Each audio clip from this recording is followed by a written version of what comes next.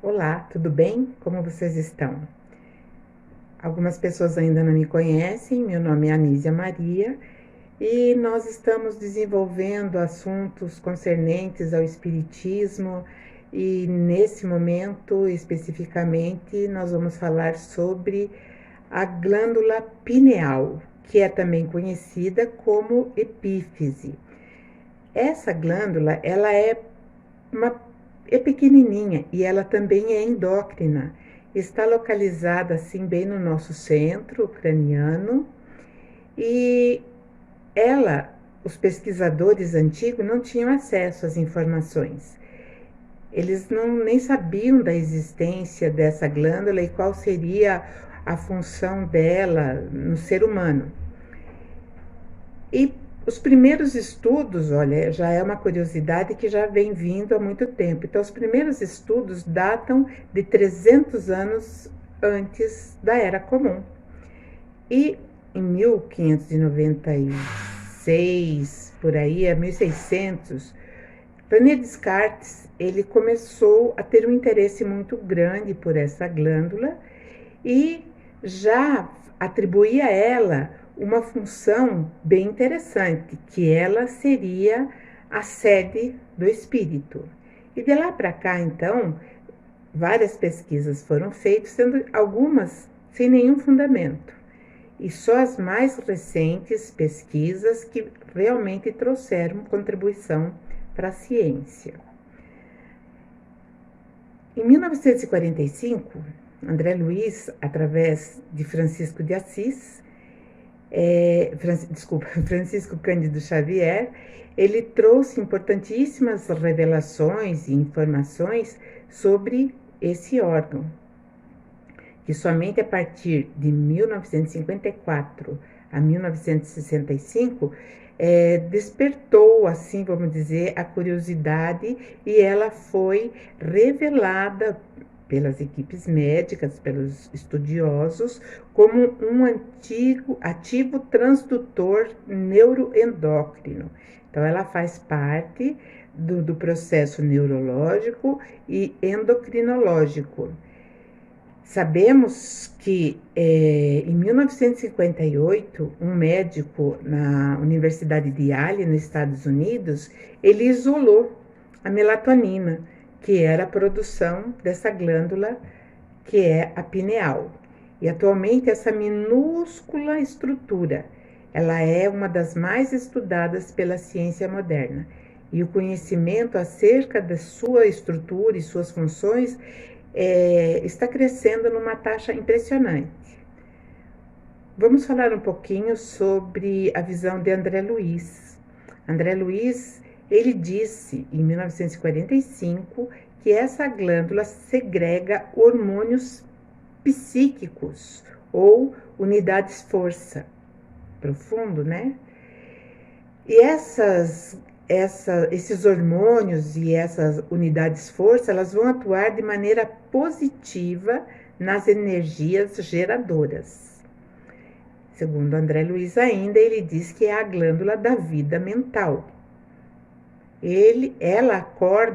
A glândula acorda no organismo do ser humano durante a puberdade. E ali elas vão regular o quê? Aqueles hormônios que vão se formar, todo aquele processo hormonal da puberdade que vão, assim, dar condições de todos os hormônios necessários para que se estabeleça a reprodução humana. E ela continua a funcionar depois da puberdade, ela não para. Antes, os cientistas, os pesquisadores, eles acreditavam que ela, após a puberdade, ela atrofiava e ela morria. Mas ela continua a funcionar segundo as recentes pesquisas dos cientistas. Com essa funcionabilidade, ela vai estar, sim, digamos assim, produzindo o laboratório de elementos psíquicos da criatura terrestre. O neurologista comum não a conhece bem. O psiquiatra, isso segundo André Luiz, devassar-lhe-á, né, através de estudos, e mais tarde, sim, os segredos seriam conhecidos. E o que ele teve completa razão, porque realmente as pesquisas nos trouxeram muitas informações profundas sobre a pineal. É um órgão sensorial que transforma o magnetismo em neuroquímica. Parte da luz que nós captamos pelos nossos olhos, ela é absorvida pela nossa pineal. E olha, a cada 90 minutos, ela coloca a criatura predisposta ao sono e novamente 90 minutos coloca em vigília. E muitas vezes, então, isso explica, né, quando a gente tá, de repente, dá um soninho na gente e de repente volta, né? Então, é essa alternância através da nossa pineal. Porque ela é o relógio do nosso cérebro, além de ser também uma glândula endócrina, ou seja, produtora de hormônio. Ela também desbloqueia as glândulas sexuais, como eu já falei, na puberdade, predispondo assim as pessoas, né, as criaturas humanas, a serem férteis. E após, então, esse período da puberdade, ela passa a ser responsável por outras atividades, não somente no nosso corpo físico. Ela tem, por exemplo, a função de regular os ritmos corporais biológicos. Quando eu falo em ritmos biológicos, é aquilo que entra em alternância. Por exemplo, no nosso psiquismo é o humor. Ela regula também o fluxo menstrual das mulheres. Nós sabemos que através do mês lunar, eu acho que de 28 em 28 dias, a menstruação, ou seja, todo o processo de ovulação, ele vai ter esse prazo lunar, que é 28 dias, que é regulado através da nossa pineal, que vai captar o magnetismo da Lua. A gravidez, na verdade, ela tem 1 ano lunar.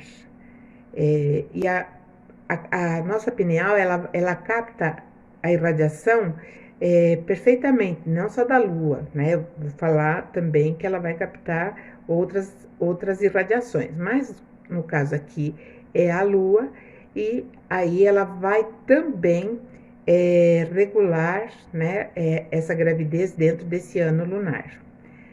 Vejam só que interessante que eu descobri. Aos 36 dias, descobri porque alguém foi lá e trabalhou nessa área. Quem se esforça profundamente, é o doutor Sérgio Felipe de Oliveira, que ele tem até a Universidade do Espírito, que é um site muito interessante, e lá oferece cursos para quem gosta de aprofundamento nessas questões. Mas, veja, aos 36 dias gestacional, o embrião, ele já possui a glândula pineal, né, e ela é localizada no ultrassom. E também nós vamos também desenvolver esse tema, que ela também tem relação com a mediunidade, porque além dela captar o magnetismo em volta, ela vai captar também outras dimensões. E a única parte do corpo humano que se relaciona com o espaço-tempo, que é a 4ª dimensão. É um pouquinho complicado, né, para a gente falar em dimensões, ou várias dimensões, ou 4ª, 5ª, 6ª, mas eu vou me esforçar para levar aquilo que eu compreendi. E assim nós vamos ampliando os nossos conhecimentos. Para René Descartes, lá atrás, 1500 e pouco, é a ligação, então, do espírito e do corpo físico. E a medicina atual, convencional, entende que ela está presente na coordenação do nosso corpo com as necessidades dos nossos órgãos vitais. Vamos entender por quê. Quando ela relaciona, por exemplo, com o nosso corpo, como será que o nosso organismo entende que é dia e que é noite? Porque é ela que vai regular. Ao chegar à noite, a pineal, ela aumenta a produção de melatonina, que é o hormônio responsável pelo sono. E ao amanhecer, ela diminui essa produção a ponto de a gente acordar. Então vem o estado de vigília. Todos os animais, eles possuem a glândula pineal, porque eles precisam também obedecer aos ciclos da vida planetária. Eles precisam ter hora de sono, hora de vigília. Então isso não é digamos assim, uma prerrogativa do reino hominal, sim, de todo o reino animal e hominal. Tudo tem sua ordem e coordenação através da regulação dessa glândula. Vejam só, nossos olhos, eles têm a mesma formação das células que formam a pineal. Então, lá, como eu falei para vocês, lá no embrião, ela já é visível no 36º dia de gestação. Então, ela já é visível. Ela nasce em 3 brotinhos. 2 deles vão ser externos, que são os nossos olhos, e um fica interno, que é a pineal. Então, nós temos um relacionamento muito íntimo entre os nossos olhos e a nossa glândula pineal, que muitos chamam de terceiro olho. Os hindus, por exemplo, eles andam até com aquela pedra aqui, indicando a importância dessa glândula. E assim nós vamos ver, né, que toda essa engenharia que nós somos compostos, nós vamos perceber todo o cuidado, os mínimos cuidados, né, que o Criador teve com detalhes assim espantosos. Por exemplo, né, a nossa retina, ela capta a luz. Porque quando nós olhamos, nós vemos imagem, né? E então a nossa retina, ela não capta só a imagem, ela também vai captar a luz. E vai dizer para a pineal que horas são. Interessante, né? Por isso que eu falei dos pequenos detalhes da criação, do mecanismo, da engenharia fabulosa que é o nosso organismo. A pineal, ela vai ter uma inervação. Essa inervação, ela desce toda essa parte de trás da nossa cabeça e vai para o nosso pescoço. Por isso que nós temos sensibilidade nessa região. Muitas pessoas a gente não pode nem encostar, que moram de rir, porque é uma região extremamente irrigada, né? E ela não só recebe toda essa irrigação da parte daqui, né, da parte posterior do cérebro, como também da parte anterior. E aí, ela, com essa grande irrigação, né, ela comanda, ela vai também, lógico, movimentar ou auxiliar o funcionamento de todo o nosso cérebro. E isso demonstra que ela tem uma importância muito grande própria de uma glândula endócrina. Glândula endócrina é aquela que fabrica hormônios. E por isso, essa produção de hormônio vai entrar na nossa circulação sanguínea. Vamos falar um pouco agora do mundo espiritual. Onde será que se encontra o mundo espiritual? Nós não temos assim uma noção definida, Muitas pessoas acham que é lá longe, outras pessoas acham que é em alguma região, não sei, né? Sei que cada um vai idealizar uma região para definir aonde está o mundo espiritual. Nós entendemos que ele está na quarta dimensão. Allan Kardec, ele fala erraticidade. Então se dá uma ideia que estão se batendo por aí.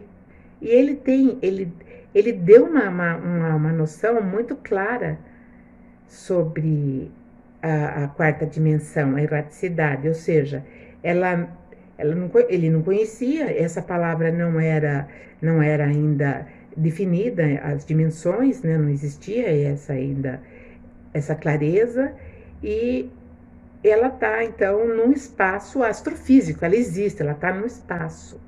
Então, a quarta dimensão, ela é material também. E a nossa pineal, ela vai captar as ondas magnéticas desse plano, da quarta dimensão, e provavelmente de outras dimensões também, porque a física, através da teoria das cordas, ela vem evidenciando outras dimensões. Atualmente, elas se referem já a 11. Os cientistas tinham chegado, então, os pesquisadores, a 20 dimensões. E aí eles foram regredindo, né, e se fixaram agora em 11. E uma dimensão da outra não é como nós imaginamos ou podemos supor, né? Ela tá assim a um dedo, né, 5 milímetros acima da nossa cabeça. Então a dimensão, a outra próxima, a quarta dimensão, ela está muito pertinho de nós, né? E a mecânica quântica busca então o infinitamente pequeno, enquanto, né, através de Einstein, a teoria da relatividade busca o infinitamente grande. Então são dois mundos que nós, seres espirituais, transitamos. Um mundo pequenininho, infinitamente pequeno, e o mundo infinitamente grande. Nas outras dimensões foram encontradas algo que eles denominaram de matéria escura, né? Por ser invisível. Então, como ela não é detectável, eles colocaram o nome de matéria escura. E chegaram à conclusão, depois de muito estudarem, esses estudiosos, né, sobre o assunto, eles chegaram à conclusão que a matéria, como nós conhecemos, ela é invisível. E isso dá um nó na nossa cabeça, porque nós temos um conceito de que tudo que é matéria é tangível, é visível. Mas eles têm uma explicação interessante sobre isso. Por exemplo, né? Vamos ver por que ela é invisível primeiro. Os nossos olhos, eles captam a luz. Então, digamos, dando um exemplo, que tem um lindo vaso de flor em cima da mesa. E é meio-dia. Então, nossos olhos captam a luz e a luz reflete no vaso de flores. E nós, então, temos a visão esplendorosa daquelas belas flores. Digamos que agora o vaso de flor está lá ainda. São 20 horas, está tudo escuro. Aí entra um blackout, acaba a luz. Nós não vemos mais o vaso de flores, porque a luz não reflete. Então, por isso é que dizem que a matéria é invisível, e ela é. Ela é, olhando por esse prisma, tem toda a lógica. E eles, para chegarem nesse ponto de vista, eles fizeram muitos cálculos, assim, se debruçaram mesmo. E quanto a outra descoberta que eles fizeram é que a matéria é intangível, ou seja, você só sente a matéria porque quando você, por exemplo, toca nesse livro, esse livro aqui, na verdade, ele reagiu. Então, houve uma repulsão de matéria com o nosso toque. Porque a matéria, ela é feita de átomos, né? Então, ali tem toda a estrutura, né? E em volta do átomo, então, vai circundar, ou vai ficar girando, o quê? Um elétron, que é um que fica lá, correndo, né? Bem na periferia. Então, por isso que quando nós tocamos, né? Existe a sensação, o sentimento, né, a percepção, mas, segundo os cientistas, a matéria é intangível. E aí nós conhecemos um pouco do fluido cósmico universal, então nós entendemos com mais facilidade. Então nós sabemos que a matéria, ela tem vários estados, né? Não é só o sólido, o líquido e o gasoso. Ela vai ficando cada vez mais estratificada, tanto que na sua origem nós desconhecemos completamente as suas propriedades. Então, está dentro de todo esse estudo que os cientistas estão se debruçando, estão se dedicando para nos trazer essas informações. A matéria, conforme ela vai ficando mais estratificada, ela vai ficando mais quintessenciada. Nosso perispírito, ele é dessa matéria quintessenciada.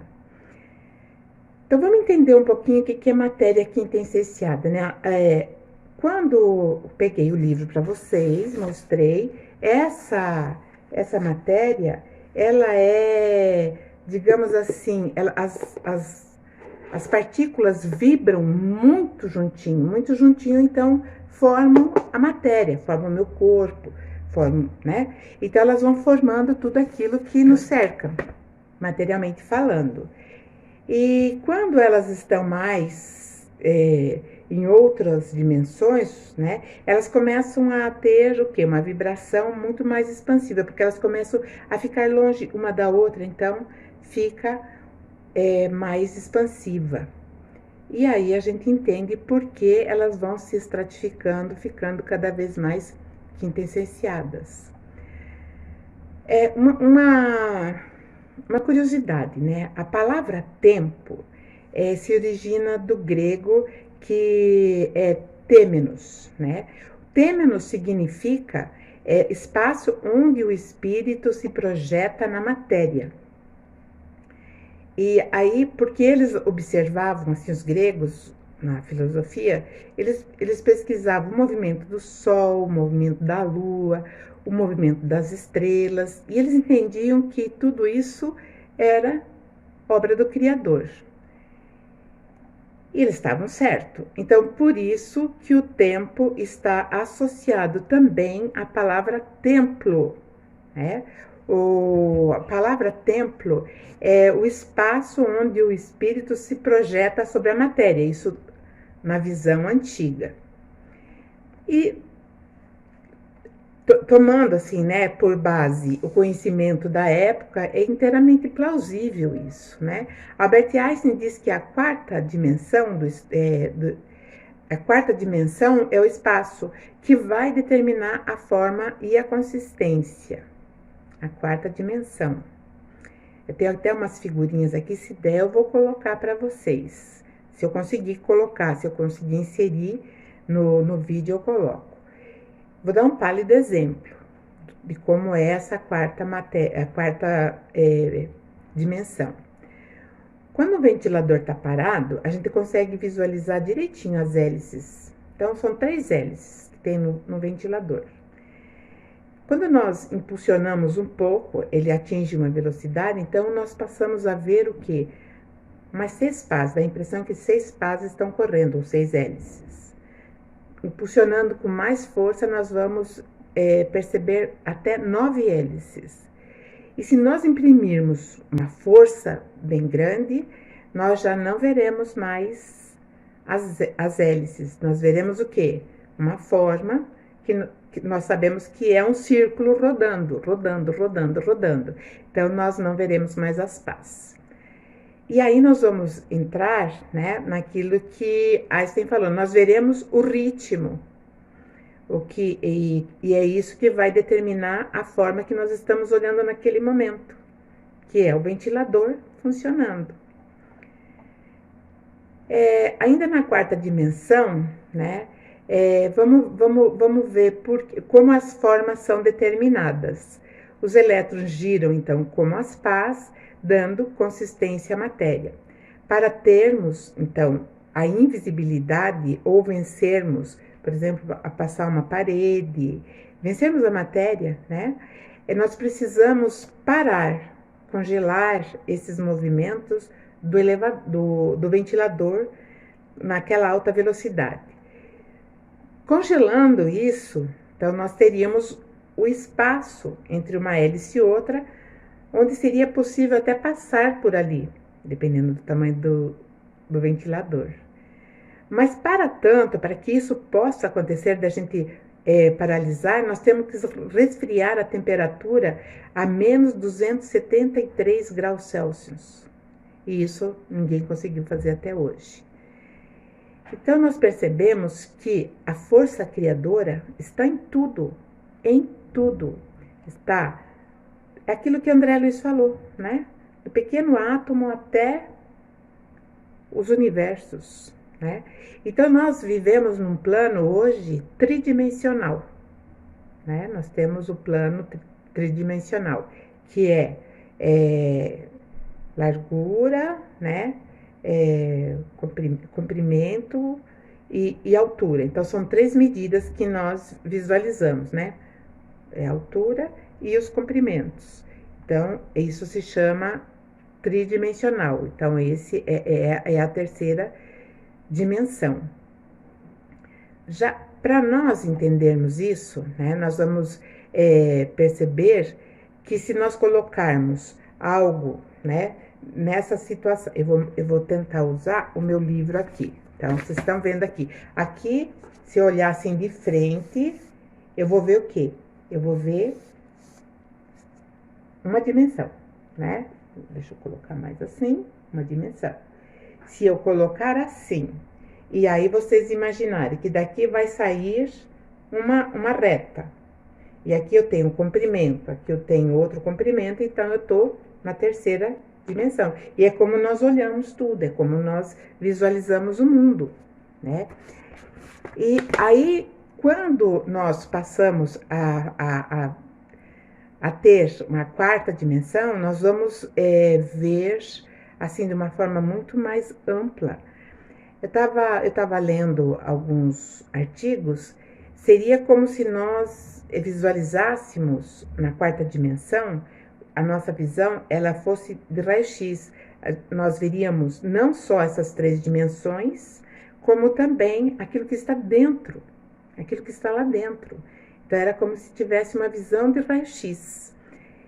E isso eu sei que acontece em alguns momentos, quando há um trabalho mediúnico e o médium, às vezes, tem essa visualização do interior do corpo humano. Isso se chama diagnóstico. E aí, muitas vezes, ali, né, o médium, ele é capacitado de ver aquilo que está se operando lá dentro. Então, seria já uma visão na quarta dimensão. Certa feita, eu estava num consultório médico e eu estava assim, esperando, sabia que ia demorar bastante. Eu fiquei reclinada no banco, assim, né? Reclinada não, fiquei esticada para trás. E eu comecei a entrar numa meditação. Automaticamente, eu estava em outro lugar.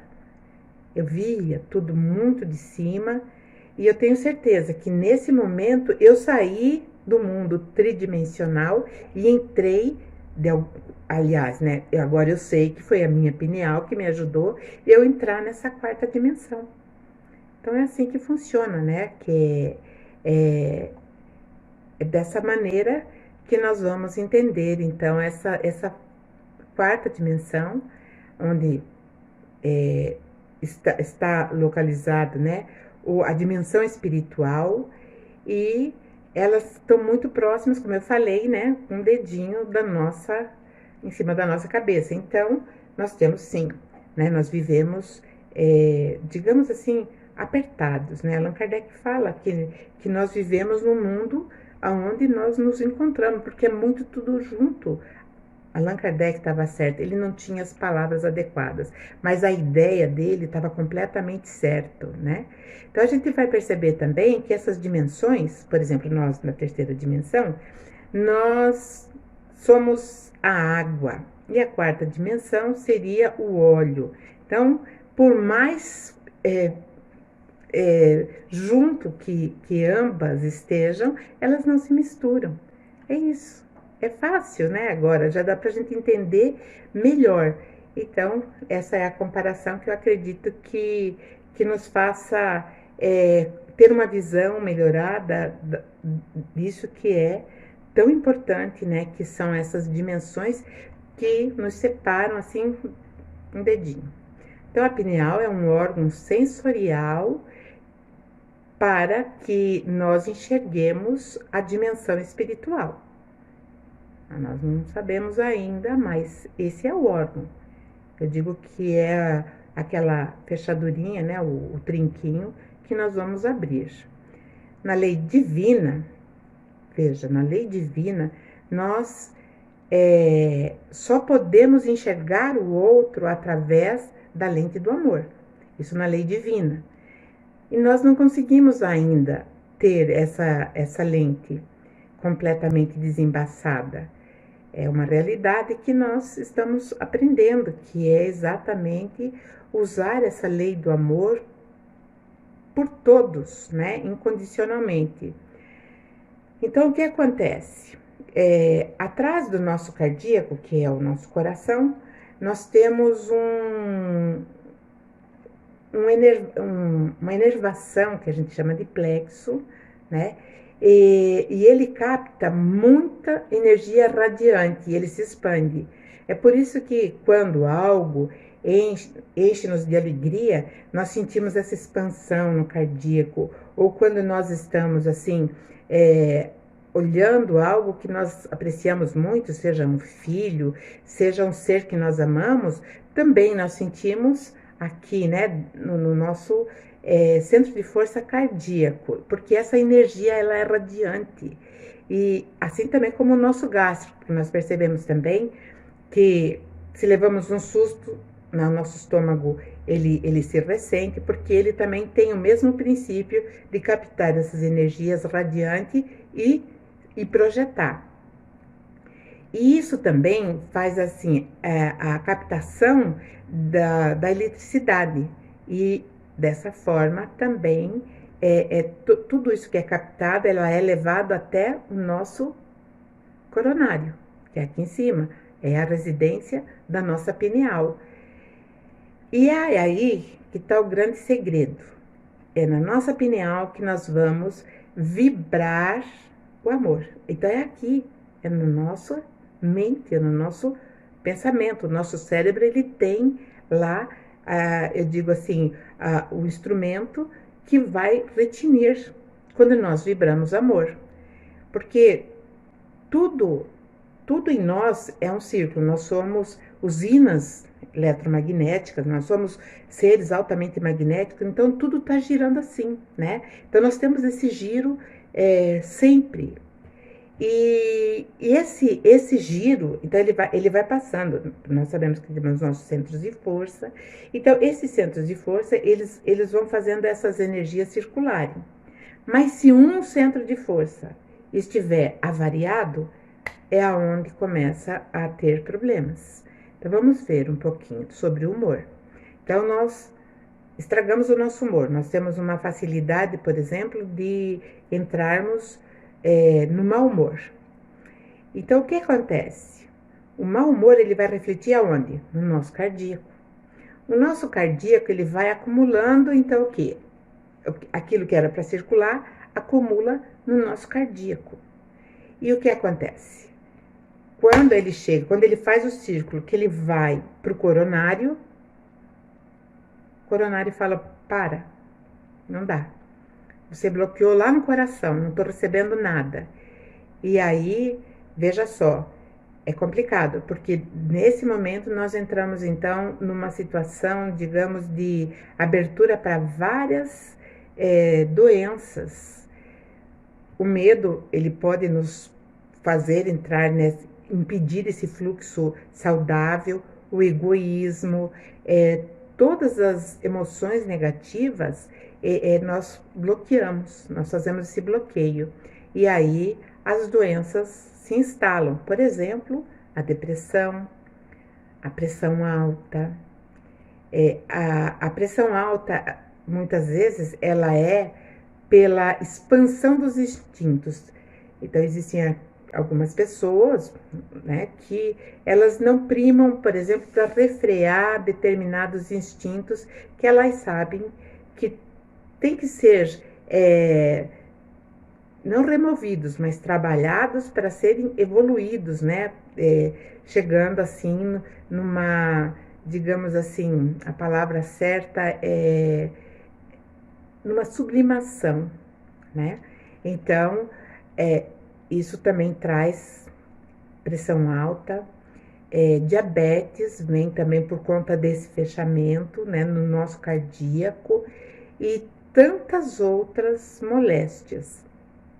Lembrando que a pressão alta também, ela é proveniente de quando a criatura humana, ela tenta refrear esses instintos. Então, a pressão arterial tende a subir, mas procurando médico. E qual médico que cuida de pressão alta? Cardiologista, que cuida do coração. Então, nós temos que domar os nossos instintos ainda, né? Que muitas vezes eles são velados, eles ficam lá, mas de repente eles aparecem. Mas vamos voltar a falar da pineal. Quando a pineal, ela forma, naturalmente, ela forma cristais de apatita. E esses cristais de apatita, digamos assim, dependendo da quantidade, porque tem pessoas que têm a pineal muito cristalizada. Então, eles vão ter uma facilidade, essas pessoas, né? Por exemplo, na mediunidade de psicofonia ou psicografia. Sem os cristais, tem pessoas que têm menos cristais, a facilidade na mediunidade vai ser de desdobramento, flutuação. Então, são os médiuns que podem sair e fazer um trabalho e voltar, né? E essas formações de cristais na nossa pineal, elas são orgânicas, é natural. E dão grande atividade elétrica no processo de mediunidade. Então, nós percebemos, por exemplo, que o médium, né, de psicofonia, ele percebe o quê? Ele percebe uma frequência alterada, quando ele vai dar comunicação, ele percebe uma frequência alterada nos seus ritmos cardíacos. E se tivesse ali um oferidor de pressão, seria mostrado que ele também tem uma elevação de pressão. Olha, isso tudo é um campo eletromagnético.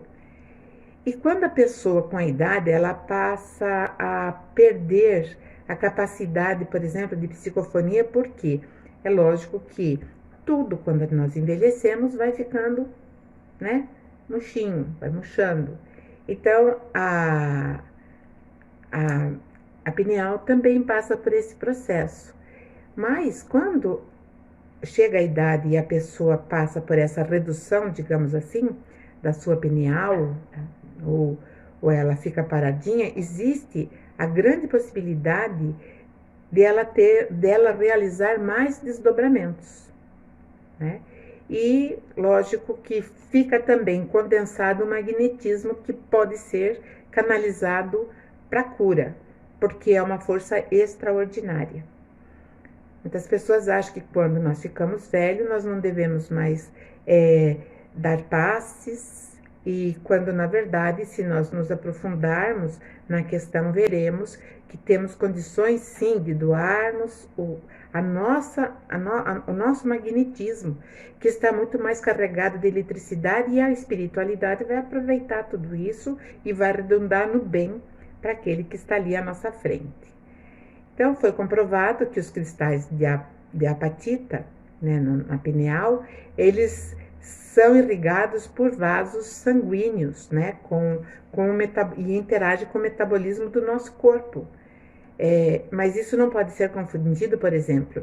Então a pineal ela é uma pedrinha, ela tem pedrinha lá dentro. Não pode ser confundido, por exemplo, com pedra nos rins, pedras na bexiga, pedra na vesícula, enfim, né? Porque essas pedras, quando elas se formam, elas não têm irrigação, ao contrário da pineal. Porque já veio alguém perguntar para mim sobre isso, né? E não tem nada a ver. Então, a pineal, ela vai ser irrigada, altamente irrigada. E as outras pedras não. Então, elas vão ter que ser removidas. Veja só, a pineal, ela sequestra o campo magnético que está à nossa volta, leva para o nosso lóbulo frontal, né? E esse lóbulo, né, que é uma instituição muito forte, pode receber ideias intrusivas. Então, vou explicar isso. Então, nós estamos num momento, vamos pôr lá dentro de uma câmara de passe, e a nossa pineal que vai sequestrar o campo magnético do ambiente, né, e vai trazer, assim, possibilidade de nós recebermos ideias intrusivas, ou seja, vinda de fora, que tanto podem ser positivas, como podem ser negativas. E dessa forma, também, se for positivo, vai ter a psicofonia e a psicografia. E se for negativo, evidentemente, é um outro caso que nós vamos falar daqui a pouco. Quando essa irradiação ela vem para o nosso campo occipital, que é aqui atrás no nosso cérebro, nessa região, aí nós vamos ter uma facilidade para ter a clarividência. Então, é quando está aqui, né? Ou então, né, vai expressar aquela sensibilidade maior que a pessoa tenha. A pineal regula a imunologia, o sistema da nossa imunologia, o sistema nervoso autônomo. Ela vai regular também, lógico, o nosso sono, a nossa fome, autoagressão. Autoagressão, na linguagem médica, significa depressão. E também ela vai regular a irritabilidade e violência. Então, num quadro ainda mais grave, né, vai surgir sintomas clínicos que vão dar origem a doenças de difícil diagnóstico, né, e também de difícil orientação na prescrição, por exemplo, de remédios, que são os casos já de, digamos assim, de esquizofrenia, aqueles que são tidos como loucos, né, porque eles entram num transe e ficam possessos. E aí tem que amarrar, tem que serem amarrados, isso é possessão. Então, nesse caso, a OMS, a Organização Mundial de Saúde, já criou o CID, como eu já falei no vídeo passado, né? Porque nesse CID, eles entendem que essas doenças, que são psíquicas, como a esquizofrenia, como a loucura, elas são de origem espiritual. Interessante isso, né? O mundo está evoluindo mesmo. Pessoas que constantemente fazem desdobramentos, elas captam tudo através da pineal. E muitas vezes essas pessoas, né, que têm essa facilidade de desdobrar-se, elas se sentem, às vezes, bipolares, né? Porque horas riem, horas choram, com emoções que elas não sentem, que não são delas. Isso é muito comum, né, em casos de psicofonia, principalmente em trabalhos de desobsessão. E nesse momento em que está tendo digamos assim, essa captação da nossa pineal, o magnetismo do médium é muito forte, né? Tem pessoas que adquirem depressão em grau elevado que chega a ser intratável, né? E aí essa depressão, ela faz com que o funcionamento da pineal entre digamos assim, num conflito muito grande. E aí o corpo físico começa então a formar cistos, no caso das mulheres, vai trazer também problemas, né, hormonais e até déficit da atenção. Por isso que nós temos que ter em mente que nossa capacidade, né, mental, ela cria redes, né? E nós temos que ter o domínio sobre ela. Por exemplo, vou dar um exemplo.